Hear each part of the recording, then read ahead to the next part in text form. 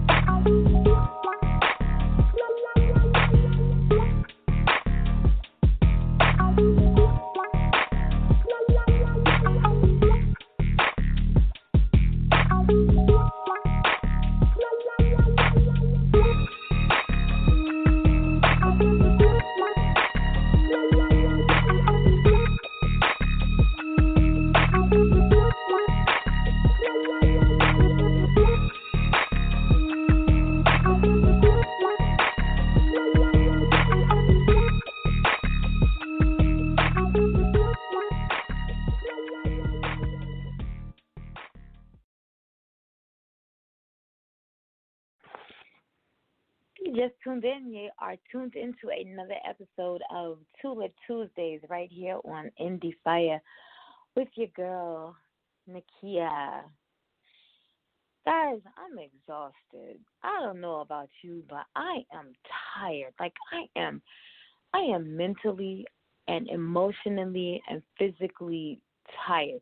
Like, this would have been the perfect time for the co-host to interrupt and be like, Nakia, when aren't you mentally and physically and emotionally and sexually and like Rich would have been the perfect one to interrupt with all of that drama, because he would, you guys remember Rich, right? He would have been the perfect one to interrupt with all of that rah, right? But guys, like, for real, like, I am so drained. I'm going to back up, like, really quick and give, like, just an update like we normally do. We conversate before we get into the good interview. But as you all know, my son left on early Monday morning, going to Fort Bliss, as he goes through the final preparations for his deployment to Kuwait. And parents who have children in the military, and even spouses who have, husbands and wives in the military, how tolling this can be on your emotional and mental state of mind. And oh my gosh, it was one thing when he went to California last month.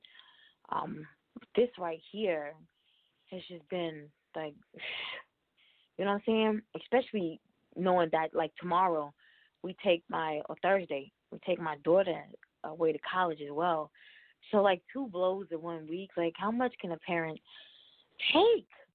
It's like, and in the meantime, I'm still working and still running 2 businesses and still have, like, another child to get ready to go back to junior year in college, and another child to start high school in 2 weeks. And my emotions are all over the place right now, and I'm doing this all without wine, guys. I'm doing this all without wine, I'm trying to do this sober, so I'm really just walking around, like, truly by the grace of God, truly by the grace of God.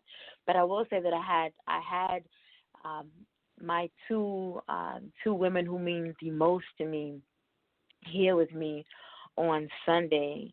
You all who are fortunate enough to have your mothers and your grandmothers still in your lives, you know what I mean. These women are my motivational forces. They are the wings, the wind beneath my wings. They keep me rooted. They keep me grounded. They keep me focused. I had them here with me on Sunday. They drove after church. They drove hours to be here to make sure that my son received the proper send-off that he needed, because, in each generation, you raise your children differently. Each generation raises their children differently. But in each generation, you carry and you pass on what you've learned, from your mother and what she learned from her mother. And so to be able to instill in him just so much, and to see that he's taken that with him, or he'll be taking that with him to Kuwait. And I joked about it on Facebook, to have both of them here. Trust and believe he will be anointed up, prayed down, oiled down when he leaves. And sure enough, before he loaded up, they were slapping the oil on him. So I know that he's covered. And they, as some of his unit passed him, they looked, and they asked, if they wanted prayer as well, So a lot of those young men and women, they'll be covered. We had the opportunity to go to his mobilization ceremony on Friday, and something that one of the, I don't know his correct title because there were so many speakers that they had, but one of the officers did 4 points that he wanted to instill in them, that they go over there and that they come back a better individual, a better, better themselves while they were there, go back and become a more professional themselves while they were there, go back and learn something, take up something while you're there, study something while you're there, and grow stronger in your faith while you were there, and you may have a lot of downtime while you're there, so don't pollute your mind with so much, other things that you can be polluting your mind with. Grow stronger in your faith, and that was something that I wanted to impart in him. Read your Bible, stay in the Word, and he just turned 25 on the 4th, but I wanted him to, we were brought up on the King James Version, but I told him, find something that, you can relate to. I didn't want to say dummy it down, but, if the thou and the thus and the those, if they don't make sense to you, get the them and, the we is, and, make it relatable to you so that you're feeding your spirit, and, so that it's covering you. We got you covered on this side, but, you're going to need to be covered on that side as well. So those of you who can get a prayer up past the ceiling, keep my son lifted in your prayers. And as we have all of these children going back to school, a lot of them started school on yesterday, from this moment forward and a little past Labor Day, kids will be going back to school from pre-K to college. Keep our youth lifted in your prayers. We try not to stay focused, on religion and politics around here, but I feel it is so needed, all that the country's going through, and I want this platform to be that platform. If it's going to get across, I want this to be one of those platforms. So keep those children, our youth, because they are the future, lifted in your prayers as they venture back to school this fall as well as this winter. All right? You don't do that for yourself. Do that for me and mine, right? And I know my guest today, she got some stories of her own, because you guys know how I do. I stalk people's pages, and she has 4 heartbeats of her own, her children, and I know that she has a college freshman. I know she has a high school senior, and 2 more children. She'll talk about her kids very briefly, but her oldest started college. I want to say it was today. And so we're going to keep him lifted in prayers as well, because like I said, I got a college freshman starting, or she starts next week, but she goes to school on Thursday. But I'm excited to have my guest here today. I met her, I want to say it was last month, through just you guys know how I feel about the uplifting of women, the motivating, the encouragement, the empowering, inspiring of women. And I met her in a Facebook group, I want to say it was last month. In this group, we noticed something, called like a train, how women post links. I think they do it every single day. Maybe every other post is, post your Instagram link or your Facebook link, your YouTube link, and you get on like a follow train. But how instrumental are you really in the lives of women with these links? Are you really supporting them? Once you click on the link, are you following just to be, get your numbers up? But are you really showing support? what are you doing once you click on that link? Right? So someone mentioned, maybe we should have like an engagement group on Facebook. I'm sorry, on Instagram. Once we click on that link and follow on Instagram, can we begin showing some type of engagement on Instagram, engaging in these posts, being more visual on their social media sites? Our presence needs to be seen a lot more, interacting more.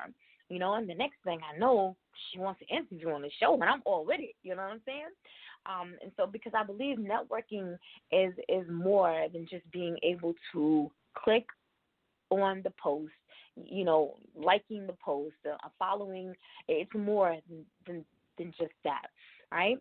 And then just reading about her story and learning more about the individual, and actually finding out more of what she actually does. An author, a motivational speaker, and a transformation coach brought me to a webinar that she actually has coming up this coming Saturday. So you never know the bonds that you begin to form just from clicking on a link in a group, right? I'm talking about my guest this evening, Miss Eboney D. Thompson. She is a passionate author, a motivational speaker, and a transformation life coach. She has self-published 10 of her own books, which have sold across the country. Her collection of work includes poetry, inspirational devotionals, and self-help workbooks for women and youth. Eboney is also the founder, CEO of H&H Life and Visual Development, a consulting coaching business for people who want to regain their power back and live the life and run the business that they have always dreamed of. Eboney also runs an empowerment group called Forever Beautiful. Her goal when working with women is to empower them to see, accept, love, and be the best them inside and out. She also leads by example. This October, Eboney will be releasing her 11th book, entitled The Hustle Journey. It is her transparent autobiography of her battle with stage 4 breast cancer. When the workday is done, you can find Eboney enjoying her life with her 4 children and her dog Zoe in Southern California. Endie Fiya listening audience, I present to you this evening my very, very special guest, author and speaker, Eboney Thompson. Hi. Can you hear me okay? Yes, I can. How are you this evening? I am doing well. I'm doing very well, thank you. This afternoon, I forget. You're on the West Coast. It's afternoon over there. Yes. How are you? Yes, I'm doing well. I'm doing very well. I am so excited to have you here. I know we've been interacting on social media, and I didn't get a chance to talk to you before the show started. So you're brand new to me, but I know we've been conversing back and forth through social media. So I'm elated to finally get the opportunity to meet you and just pick your brain a little bit. But I want to get say in advance, thank you so much for being here with me this evening. You could have been anywhere, but I thank you just for taking the time to be here with me on Endie Fiya with my listening audience today. So thank you. Thank you. I greatly appreciate it. I don't take any opportunity lightly, so I definitely appreciate it. And I want to say congratulations to your son. I did see you posted. I think it was earlier today. Your son started college today, right? Yes. Oh my gosh. After I posted it, I waited till after he left out the door to cry. I didn't want him. To see me. I was like, oh my gosh! Like I just remember when he was little, like fresh fresh, and bringing him home from the hospital and to know that he's practically grown and in college. And then my oldest daughter started her senior year yesterday. So I'm just like, oh my God, where has time went to? So now you have 4 children. What do you have? I have one boy, which is my oldest son, and I have 3 girls, 17, 10, and 6. Wow. And I have Very 3 busy. boys and 1 girl. My son would definitely love to be at your house instead of mine. That's for so sure.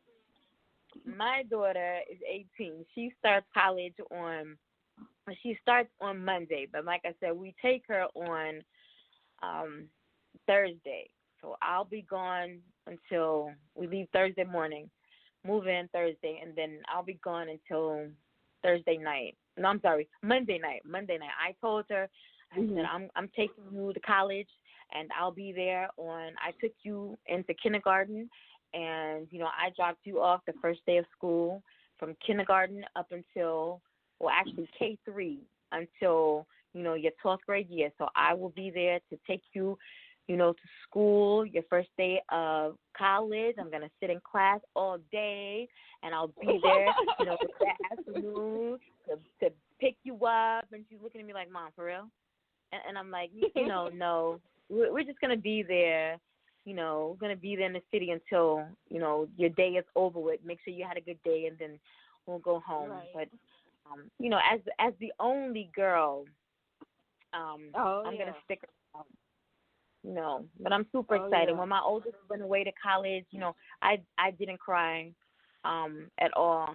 But what was ironic was, as we prepared to, drop him off on Sunday night, on Facebook, all of his items, like all of his luggage and, all of his pens and his tubs and everything, I guess 7 years ago we dropped him off at college. And so that was my Facebook reminder on Sunday. And I never cried when I dropped him off at college. And so I broke down on Sunday. I guess it hit me like 7 years later, like it hit me that, like I dropped him off at school 7 years ago, and then he's leaving, 7 years later. And that's when it hit me, like all the tears just came out of nowhere. And so I know it. Yeah. But I wish, both of you, or all of your children, best of luck this year. But especially that one that's starting, her senior year, and your son starting, his freshman year in college. Those are monumental moments. They really are. Really are. Yes. So when did you first know that you wanted to be an author? When I was young, probably 5, what's crazy is people like, how did you know, back then that you wanted to be an author? Well, I was the only child for 8 years. Me and my sister, and it's only me and my sister, we're 8 years apart. So, I had a lot of alone time by myself. And so I used to play school with, I used to be the teacher instead of being the student with my Barbies and my baby dolls. But I used to get notebooks before I could even, knew even how to spell. And I would be writing, and I'd be like, my name is, and I used to present it to, my mom or my dad. And I'm like, this is my book, because I called it a book writer. I didn't know the proper name when I was younger. But I was like, I want to be a book writer. I want to be a book writer. And so it always stuck with me, as I was younger. And then, of course, life happened. And so as life happened, it kind of it was still there, but I didn't know how to make it come into fruition. So, but yeah, ever since I was younger, I've always liked to write. I was always interested in books. I was always reading, and I loved how reading would take me to another element. It would take me away from, because I was, like I said, I was the only child for 8 years. So I had plenty of alone time. So it would take me to, just reading would take me to other places. So I wanted to be that person to take people to other places when they read. So, yeah. That's funny. I've so many authors on the show this year, and they all have different starting points or areas from where they started. And and you think, oh yeah, that's a cute story. None of them I can really relate to. I can relate to that one. I can so relate because I'm an only child, and I remember all of those moments. Because I had a lot of imaginary friends growing up. You know, as an only child, I forgot all about them, but I had all of those moments of playing by myself or playing with the dollies and writing the books. And because I eventually, and I've been saying this for the longest, like I want to put all of my thoughts on paper and bring them, you know, to life through books. I just can't find enough time to do so. But that's the greatest starting point right there, is to be able to remember, you know, those times. And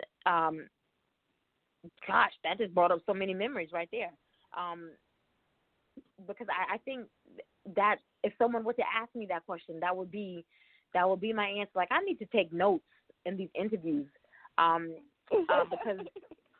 Because I think that's where, stolen idea. I'm gonna have to start, notating where I get my ideas from. Yeah, most definitely. Sad. So yeah, for sure. Yeah, sad. I was. I used to just write all the time, and so you know, it would, because you get you and your imaginary friends, like even in my little handwriting, it would be the adventures of whatever me and that imaginary friend at the moment would be doing or what in my head would do. And I was just, and so like my love for just writing and just wanting to be able to share those adventures with people when I was younger, that's what, it's what really stuck to me. So how do we progress from younger Ebony to self-published author Ebony of 10 books? Well, what's crazy is because one of my best sister friends, she actually wrote and published a book, and I was like, wow, I was so impressed, and I was like, oh my gosh, like, because in my head, I didn't know anything prior to that about self-publishing. So my thing was you had to go out, and that what's crazy is because not too long before I knew that she was doing it, I was like Googling how to get like a literary agent and how to get published, and it was like this long drawn out process. And I was like, well, God, if you give me the chance, I'll do it. And it was just one of those thoughts, just I meant it, but I didn't really mean it type deal. And so when I found out she had done it, like I was very, very very excited, and I had a lot of questions. And she was very willing, which I love her to death. Shout out to Martina Young. She was very willing to tell me, like, the process of going through with self-publishing and all of that kind of stuff. So I was like, okay, well, I'm going to do it. And so I set a date in my head, and I was like, I'm going to do it. I didn't know exactly what I wanted to write about, but I knew that I wanted to write this book. So as time went on, my very first book was called Forever Beautiful, the Love Edition, and it is my testimony because I went through some stuff, and I would always write poetry. Poetry started to be my getaway. Just like if someone went to the beach or something like that. Poetry started to become my getaway. And so it was my collection of poems that pretty much told my inner story all wrapped in one. And so I collected all of those, had them edited, and I self-published that book. And the feeling it was like birthing the moment I birthed my son. When I got that piece of work in my hand, the physical copy in my hand, and I opened that package, I just cried and I cried. Because it was like a sense of accomplishment. You know, you don't have too many people that can say that they're authors. You know, especially like my family, you know, nobody was ever really thinking about writing a book. So for me to sit there and actually be able to achieve such a big accomplishment, it was like, wow, I did it. And for me, that kind of set off a flame. If I can do that, then I can do anything. And so from there, I wrote that. I was like, that's like that book gave me superpowers or something. And from there, I wrote that one. And so I was like, okay, well, let me see if I can do it again. And so I did another one. I wrote another book, which was an inspirational read, because I'm all about empowering people. That little Ebony's still there, except it was like, instead of taking them on me and my imaginary friend journey, it was, let me take them on a journey to make them feel better. You know, people deal with bad all day long, negative all day long. Let me be that sense of light for some people and get them to think. You know, I love to make people think. I'm very inquisitive. I like to think, and I like for people to start thinking. So from there, I did that, and I just been writing ever since.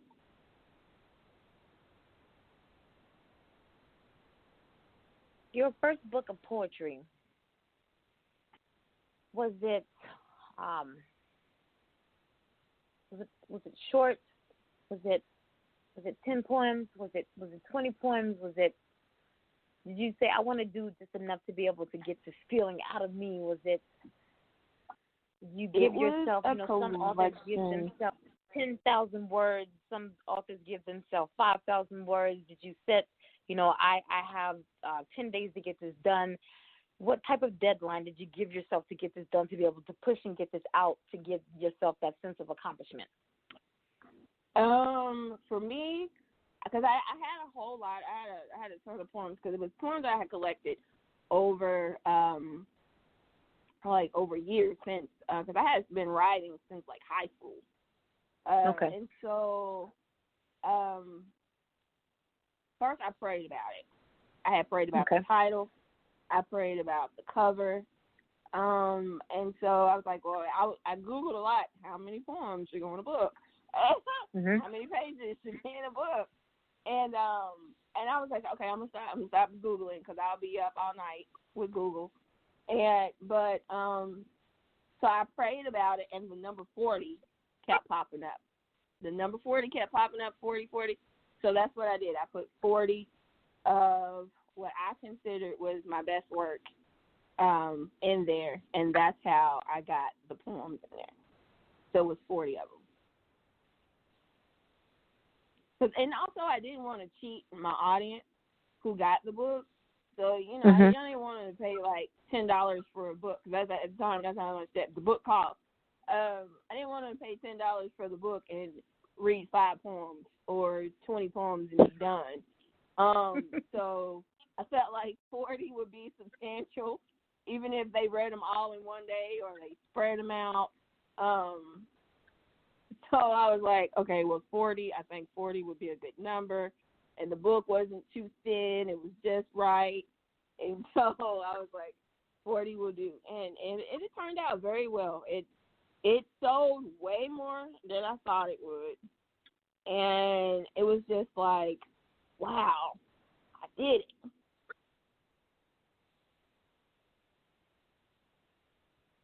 When you sit down to write a story, do you know how it's going to end? Never. I just write. For me, it is, when it comes to writing now, I'm very sensitive to the Holy Spirit. So, like, even in my head, like, I can see and I can sense kind of how everything's going to play out. But I start and I write, what I might want to write, God may want me to put something else in there. So I write and write and write until it is to say stop. The guy said stop. So sometimes it's like I can see the end and I can sense how it's going to end. But for the most part, it's very strategic, and I just write. I just go until I feel like the Holy Spirit telling me to stop.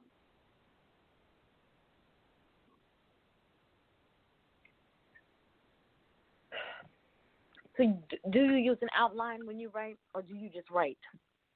You just go with the flow? I just pretty much go with the flow. This book recently is the new book coming out, is the first time I actually sat down and did an outline, chapter for chapter. But how I really do, like, when it goes to writing, I always get the cover first. Because I design all my covers. And so I see in my head, I see the cover first. And the cover inspires me to know what I'm going to put in the book. Really? And so once the cover, yes, I do it backwards. I'm totally backwards. Well, most people, like, now I got the story written, and now I got to, now I'll do the cover. I'm the total opposite. I see the book first. I see the cover. I design the cover. Once the cover is done, then the inspiration for the words and everything come. The cover and the title, or just the cover? The cover and the title. The cover and the title comes first, and then from there, the words come. Wow. So how do you stay totally disciplined? backwards? Yeah. No. I wouldn't say backwards. I would say it's whatever works for you. Now, I think in writing, I know that your 11th book is, as your bio stated, is your autobiography. And I think that nobody's able to tell your story better than you're able to tell your story. And I don't think whether the cover came first or the title came first or the story came first, it wouldn't matter with this one. But how do you stay focused and not get distracted with telling? And I'm speaking on this story in particular, your autobiography, knowing all that you've gone through, overcoming stage 4 breast cancer. How do you stay focused and telling your story and not allowing the words that you're putting down to overtake you, knowing all that you've gone through? Well, for me, it was, it's definitely been a process, because this is very different. Because, like I said, usually I write poetry.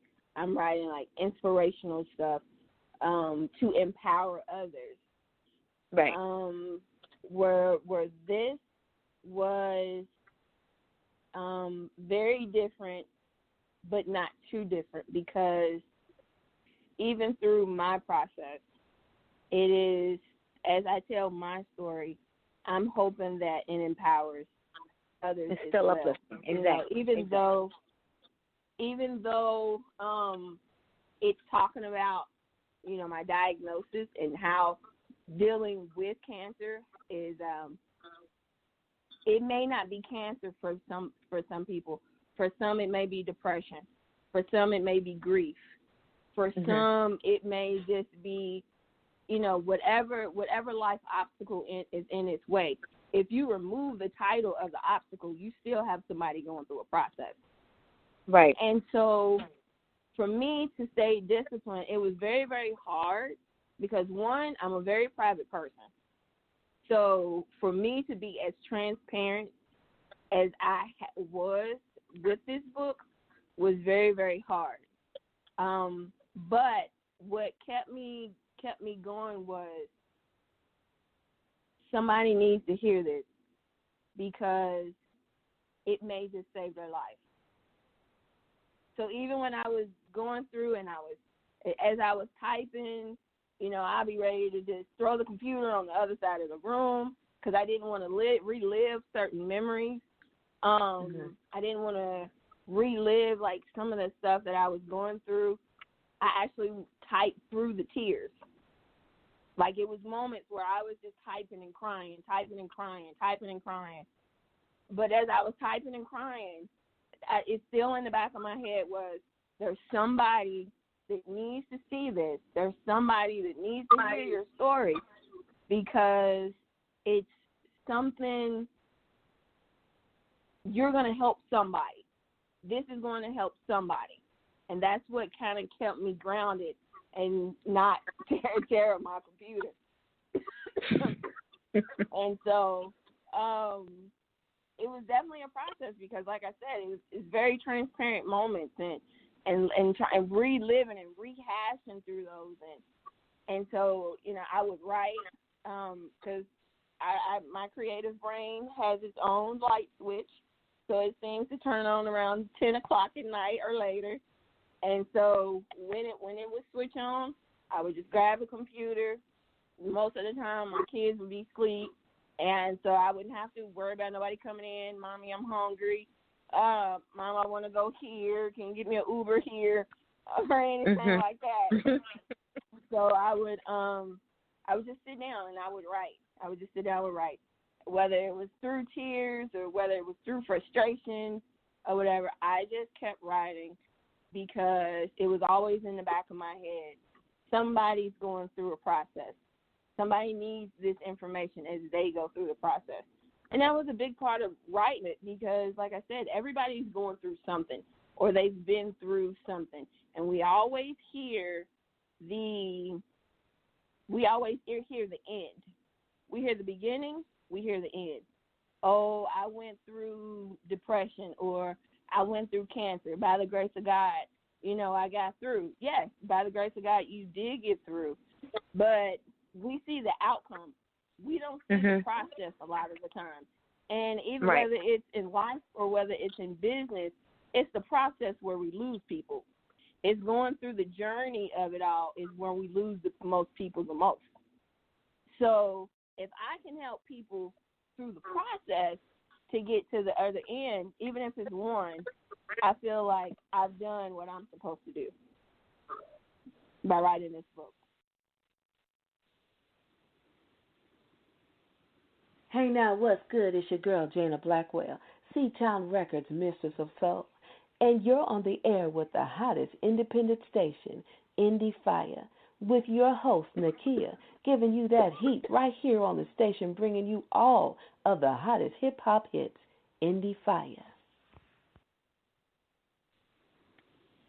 You're just tuning in. You're live right here on Endie Fiya with your girl, Nakia. On Super Tuesdays with my special guest, author, speaker, and transformation coach, Miss Eboney Thompson from Southern California. What part of California are you in? I actually live in Woodland Hills. Probably like 45 minutes from LAX or so. All right. So the earthquakes last month, did they affect you at all?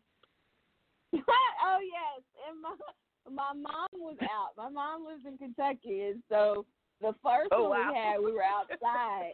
We were just outside talking, and next thing you know, she was like, I thought I was like going through like some, like some like some vertigo or something, and then so he was like, no, the person, the person that lived behind me, their shades were shaking. And I was like, oh, okay. And then she was like, we got to go in the house now. But then the second one is the one that really got me. And poor thing, she was outside talking on the phone, and I felt it, and I was like, oh boy. She came in, she was shook. She said, I'm ready to go. I'm ready to go now. She was ready to get back on the plane after that second one. She was like, I cannot do this. Yes, my kids, the two that I was just talking about, both of them were in California. My daughter was in Anaheim for a high school national competition that she has to complete for a week, and my son was in Fort Irwin. My daughter calls me. Oh. She's like, Mom, there's an earthquake, and I'm like, all right, sure, whatever. And she's like, no, Mom, the hotel is telling us to evacuate to the lobby. And I'm like, oh, wow. Girl, whatever. And she's like, no, Mama, for real, I'm not joking. So I'm, in the meantime, I'm Googling everything, and I'm like, oh, okay, yes, there is. And she's like, yeah, we're going down 11 flights of stairs now. And I'm like, just listen, to the announcements, go to the lobby. Meantime, I'm texting my son, like, is everything all right? He's like, yeah, it's just an earthquake. He's all laid back, like, nothing bothers him. Well, the second one, where it actually really affected him, he's like, yeah, Mom, like, this is the second earthquake. I'm not feeling this over here. My daughter who wants to live in Cali. That's how we were. Yeah, my daughter who wants to live in Cali, when she's done with school, is like, yeah, I don't think I'm really for the earthquakes. I want to live here, but I don't think I'm up for these earthquakes. Yeah, I think it shook a lot of us. The first one we was okay. That second one, I was starting to question. Well, wait a minute. Yeah. I don't know. Yeah. Then my mom was joking. She was like, California just could not take having two of your kids there at the same time. That's all it was. They wasn't ready for two of your kids. And I thought, well, thank you. So, as you being the founder and CEO of H&N Life and Visual Development, what was the mission at the outset of you starting your company? Part of it is mainly like the whole life coaching. So over the years, I think I have this stamp across my head of people will tell me any and everything about their life. I could be in the grocery store. I could be washing clothes or whatever. And I find myself engaging and just talking to these people about, just life in general. I actually found myself yesterday in the line at Walmart picking up last-minute school stuff, having a conversation with this lady, I didn't exchange numbers and just everything. She was just, she was telling me about her life and all of this good stuff. And but it's always been like that. I would be somewhere and I could be somewhere with my mom or my kids, and they'd be like, "Do you know that person?" Like, nope, just met him. And so I just always wanted to be that positive reinforcement for people. Like I said, I just always want to be that light of hope.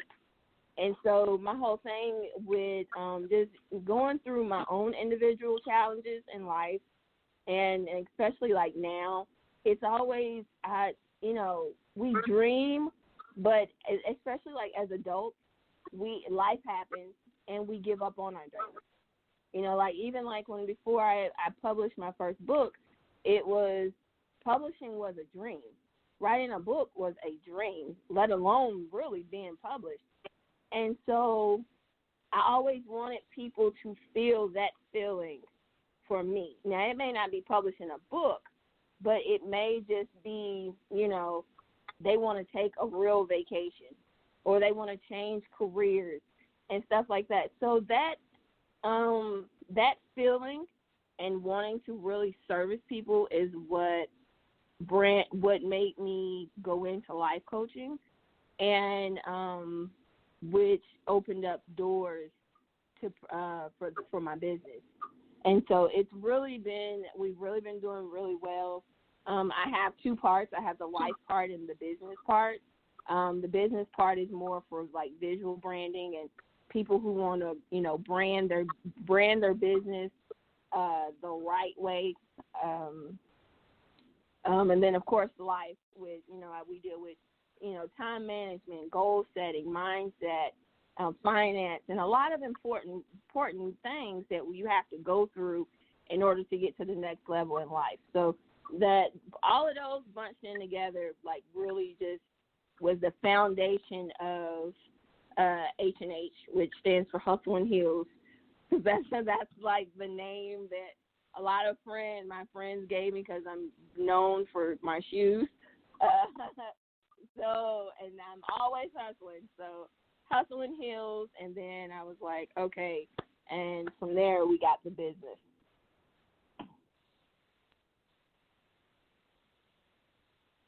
So, what individual services do you offer? Okay, I do one-on-one coaching. I offer one-on-one. I offer group coaching. I do a lot of it. Most of it is like online. Everything is pretty much online. I do offer some stuff on like a face-to-face basis, but it's really just here in like California. I do go into schools and things with youth to like speak to them.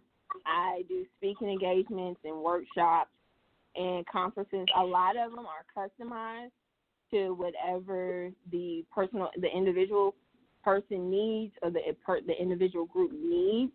But right now, that is my main one, and it's one-on-one, group coaching, and speaking. Is your company active in the community?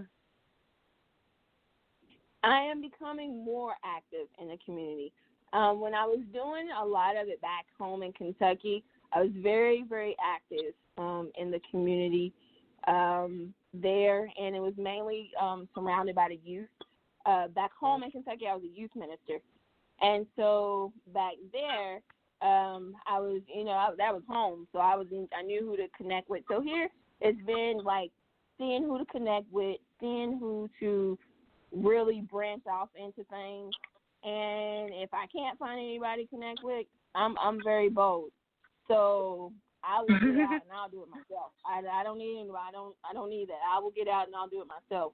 But back home, I was very, very, very active in the community. Like I said, I did a workshop that I'm looking to actually bring here. It was called Netflix and Chill. That's when that whole Netflix and Chill movement was going on with kids and people where they really wasn't watching Netflix. And so the basis of that was we talked about relationships. Because when I did my research, what was crazy was 45% of the relationships between the ages of 15 and 17, there was domestic violence going on. That was astounding numbers, and that was like a study that was done in like 2008, I believe, and I did this conference like in 2014. So for me, I'm just like, we talk about domestic violence, and we think the first thing you think is, first off, we think about is somebody getting punched or hit, and we always think about an adult woman. Right. But we're not thinking about these young girls that are going through it. And so I had someone to come, and she's a mental health therapist, one of my really, really good friends back home. She came and she did that part about what a healthy relationship looked like. We separated the young men from the young girls for a while. I had an awesome speaker.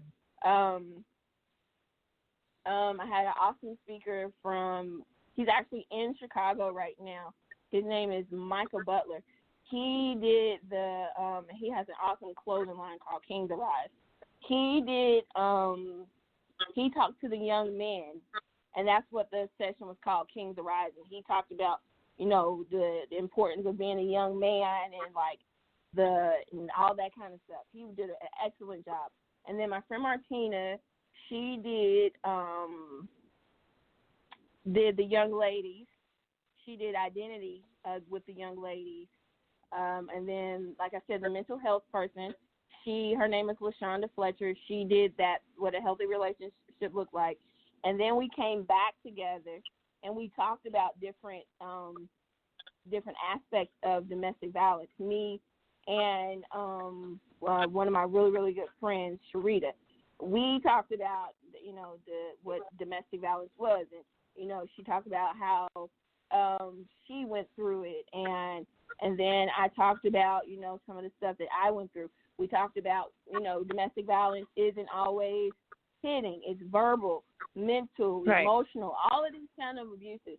And the impact that it has had on the kids then, they're like, oh, you going to do it again?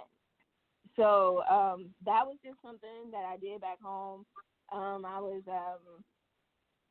was part of a youth group that met every Saturday that, was getting the kids in the inner cities off the street, and we would talk about different goals, and we had different topics for them. I threw a lot of events for kids and, gave back. And one year, instead of doing backpacks, we did hygiene packs with soap, lotion, deodorant, little small stuff that they could just put in their backpack in case they need it throughout the day or if they just needed it in general. So I was very active in the community, and I definitely miss that. Excuse me. I am definitely looking into getting and doing more of that so out here where I am now, because I love youth. They are my heartbeat. Besides my kids, I have a lot of quote unquote adopted kids from all over. They call me mom, and it's really just to hear them out, and I love giving back to them because we have to invest in them because they're who's going to be taking care of us and taking care of this world tomorrow. That's right. So we need to invest in them as much as possible so that we can at least look forward to the future instead of agonizing it. That's right. I see a lot of men and women. Men and women. Now, I don't want to say jumping on the bandwagon, but a lot of the ones that I do see who have attached the name life coach or transformation coach to their name, and I do take the time to invest in the knowledge of what they're saying. I don't find a lot of the information that they've been taught or what they've taken the time to learn about themselves to be very informative. I don't know where they've gained their information from, their knowledge from. I feel like they're wasting a lot of people's time. There are only a few that I have listened to and actually have been able to obtain, a lot, the information that they have given has been very beneficial. Either you know what you're speaking of or you don't. It's just that cut and dry for me. Right. So, not to bad talk anyone, not going to name drop most definitely, but it's either you're in it for the right reason or you're not. And and I think that's across the board with a lot of professions. You either need to be in it for the right reason or you don't. And I think that's one reason that drew me to you, especially when I heard, read about your story. What do you think is the most interesting, and I'm going to say trend, with becoming a transformation life coach? Why do you think people find it so trendy? One, and this is just being totally honest, because a lot of people out here, they're hungry. They're hungry and they're desperate and they're looking for something. The sad thing about it is a lot of people are using that as a way to monetize and get rich.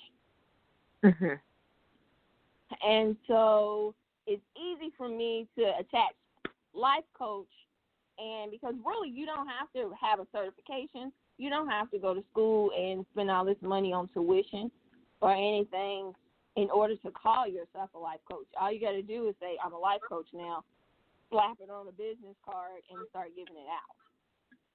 Whereas, I've seen a lot of people. I've seen a lot of people do it. I've looked at webinars, people's webinars. I've attended even some people's classes, and they're telling me stuff, but they're going around the bush because you want me to buy your course for $600. You're not really talking to me. If I want to do that, now granted, a life coach is not a therapist. We're mainly there just to do just that, coach and guide and open up your eyes, enlighten you to different ways of life or whatever we're supposed to be doing. It's like a coach on a basketball court. You know, you may not know how to shoot a free throw, but that's why I'm there. I'm there to show you how to hold the ball, where to stand, how to pivot your arm, and all that kind of stuff. And that's kind of what we do for life. The thing is, I believe as a life coach, you need to have some experience. If I'm putting my son, like if my son wanted to play basketball, why would I send him to a school with a basketball coach who's never coached in his life? He has no life experience. He has no life experience. All he has is some fancy college degree. That's perfectly, I mean, that's cool for other people, but not for me and mine. And a lot of people, I think what it is it's a trend because now I can monetize it. And now that you are in the world of social media, all I got to do is I can make myself look good, on these platforms and make it seem that I have knowledge.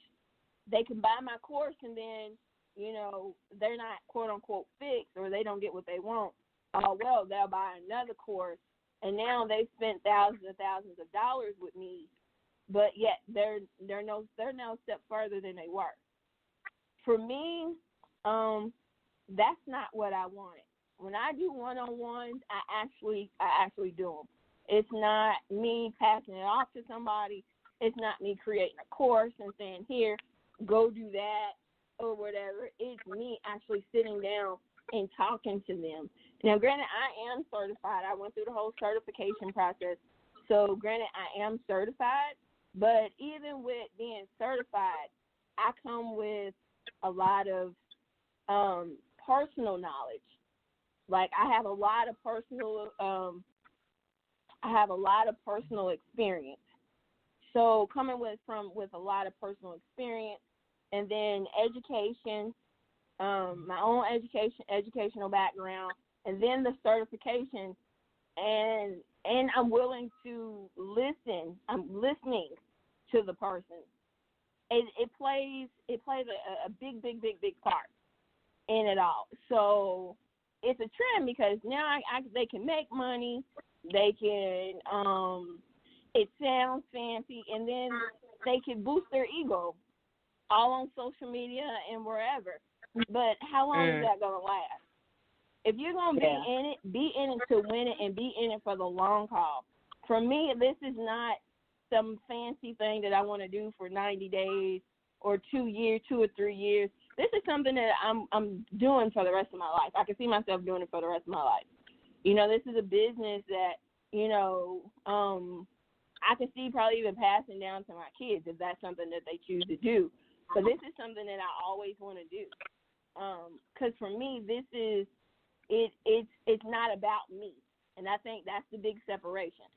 A real life coach, it's not about them. It's not about them. It's about the client, which is how it should be. Now, granted, the money's gonna come, and for me too, I also believe that it's a calling.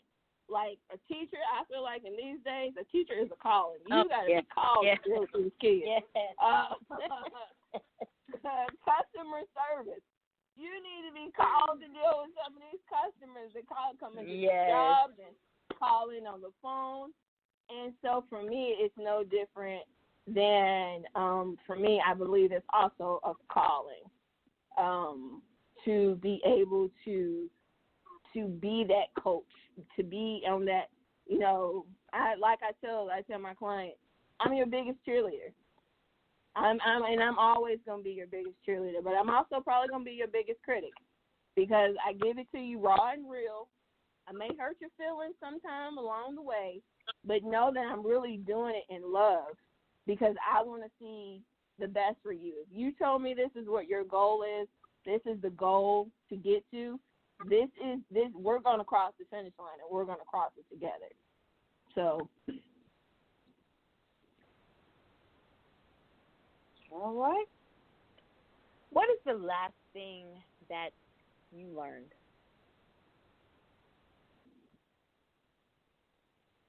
The last thing I learned was me. And I say that because going through, and I'm still currently going through my treatments and everything. I call it my situation because I don't claim it.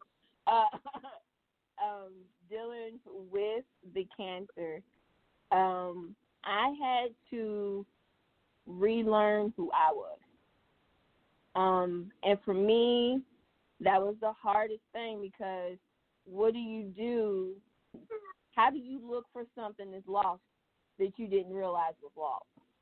And I didn't realize how, like, my day-to-day life and being busy, I lost myself and all of that. So just going through the process, I've had to relearn Ebony and the Ebony that God wants me to be. So I'm learning to not only love the new physical me, but learning to love my flaws and I'm learning, like, the different elements of myself, different creative points that I didn't know was there or that have, you know, came up and appeared or that I thought was lost, and now they're coming back up. My love for, my love for reading, my love for doing puzzles, and my love for life has definitely changed.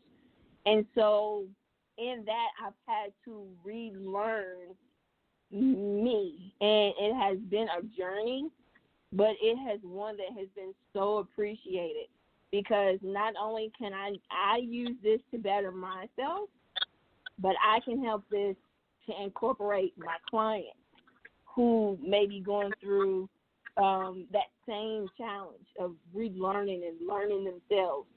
And so I love it. I love the new Ebony. She's a beast. All right. Now, what is the last thing that you taught someone? Last thing I taught someone.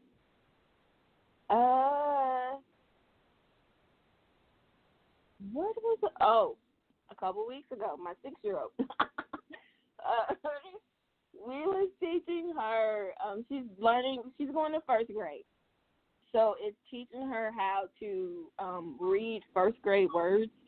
And so sitting down, because she's my showstopper. All my kids have their own element, but this one right here, she's my showstopper.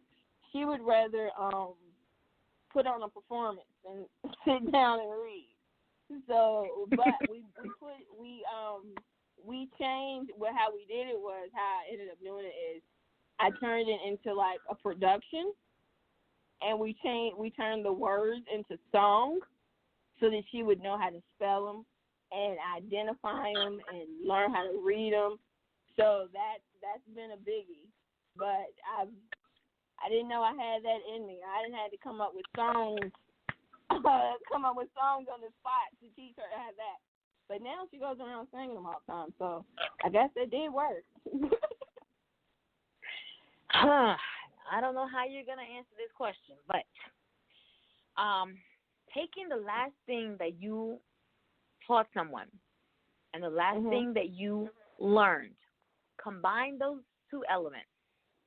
And say we have someone that's listening on the show right now, and they say, I've listened to everything that she said. I'm an upcoming, author, or maybe they're an up-and-coming motivational speaker, or maybe they Mm-hmm. dabbled with the thought of possibly becoming a transformation life coach. Mm-hmm. Taking those two elements, what piece of advice could you offer that person with those two elements that you just learned or you just taught? Mm-hmm. What piece of advice would you offer that person to say, hey, this is what you need to do to take your career to the next level? Step out in faith and make it happen. Okay, first, I would tell them, learn you. Get to know you. Get to know yourself. Not that superficial self that we show everybody else. Not all the time what you put on Facebook, Instagram, Snapchat, all your social media. But get alone by yourself. Be as transparent with yourself as possible. Look in the mirror a lot. Journal a lot. Learn yourself. Get to know yourself. Get deep down inside. Soul search. Know yourself, and then be creative. Take what you've learned about yourself and be creative and come up with ways to be able to come across to an audience, to be able to speak to them, to come across take that information that you learned about yourself, come up with creative ways to build a product or to talk to clients or to advertise to clients. Take what you've learned, turn it into a creative way to come up with a title or to come up with a story of a book. It doesn't necessarily have to be an autobiography. It could be a children's book. It could be an inspirational read. It could be a fiction book. Whatever it is, come up with a creative way of how you, what you've learned about yourself, and then put it into your career to take everything that you want to do to the next level.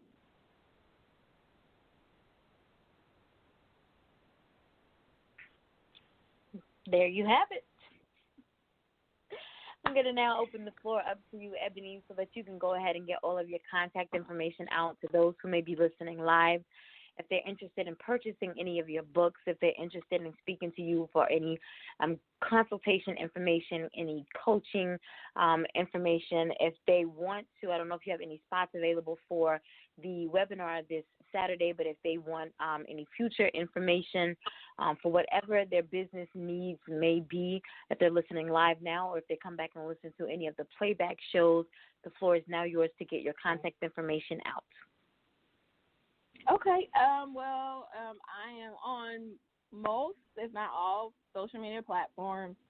My business page on Facebook is Hustle and Heels. My Instagram is Ms. MZ Hustle and Heels 15. So they can reach out to me on there. Also, I have a website. The website is HN as in Nancy, life, and the letter N, vision.com. A lot of my information, follow information is on there. I do have, I had to extend it out, so I did open up at least a couple more seats for the webinar this Saturday. So if they're interested, they can just reach out to me on those sites or go to my website to sign up for the webinar. Also, my book is called The Hustle Journey. It is coming out and it is being released on October the 15th. Pre-order sales will start September the 15th, which is my birthday. So I'll be starting pre-order sales.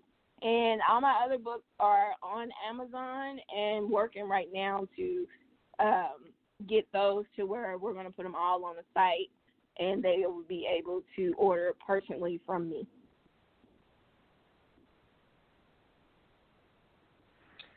All right.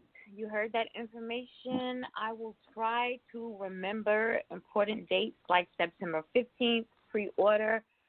We will try to do something with Ebony like we did with Chanel as far as a book giveaway or several book giveaways for the book to be released in October. That's the hustle journey. That is her autobiography. Also, she didn't announce this, but there is an Instagram giveaway for there's a 1,000 follower Instagram giveaway. Her Instagram again is MZHUSTLENHEELZ15. That's Instagram. So I think she's probably at like 920 right now. So once she hits 1,000, it's going to be a giveaway. Yes, once she hits 1,000, it's going to be a giveaway. So you might want to head over there now and start following her. Yes, right? Make sure that you're following. Give it stuff away, y'all. We know we like giveaways. All right. Make sure that you're following the show on all all social media platforms. That's Endie Fiya, ENDIEFIYA.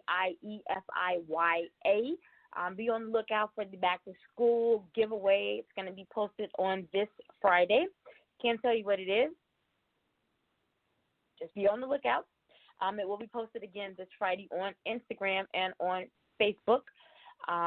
Make sure you're following me on all social media platforms. The Girl in Motion, GRLNMOTION. No show this Thursday. We're headed to college, remember? Tune in next Tuesday. Yes, I'm excited. Next Tuesday, the 20th, with R&B and neo soul artist Miss Chanel J. Wilson will be here at 6:30 p.m. Eastern Standard Time. And then back here on next Thursday, 6:30 p.m. Eastern Standard Time, we'll be here with host, publicist, and speaker Rosalind L. Right? So if you can't make them all, please don't miss them all. Thank you again, Ebony, for joining us again this evening. Once you're on the show, your family, you're welcome back at any time. So we know that we're going to have you back sometime at the end of the year to talk about this new book, The Hustle Journey. As always, I want to leave you with a quote. Poetry, plays, novels, music, they are the cry of the human spirit, trying to understand itself and make sense of our world.